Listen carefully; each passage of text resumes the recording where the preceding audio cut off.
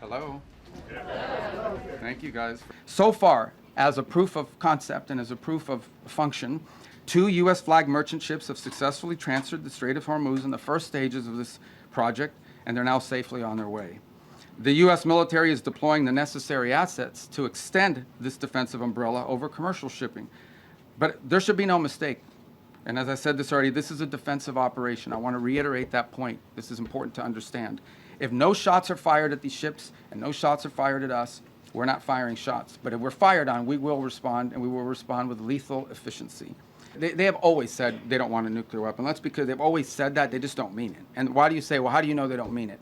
Well, we don't mean it because they're doing all the things, and historically have tried to do all the things that you do if you want a nuclear weapons program. For example, they innovate and try to innovate long-range delivery missiles that now, in some cases, are capable of reaching much of Europe.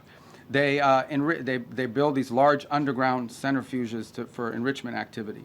There are countries in the world that are involved in the enrichment business, but these guys do it in mountains and in caves and in hiding. They've always had secret components of their nuclear program undisclosed to the world, and we know for a fact that they retain highly enriched uranium at 60%, that they did so, and that has no civilian use, none, zero whatsoever.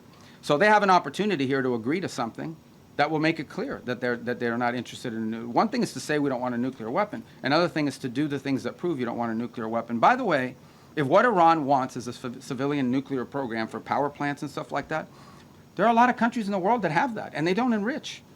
They import the enriched material. You know, they could have that if that's what they wanted, but they're not acting like that's what they wanted. They're acting like they want a military, nuclear program. That's unacceptable.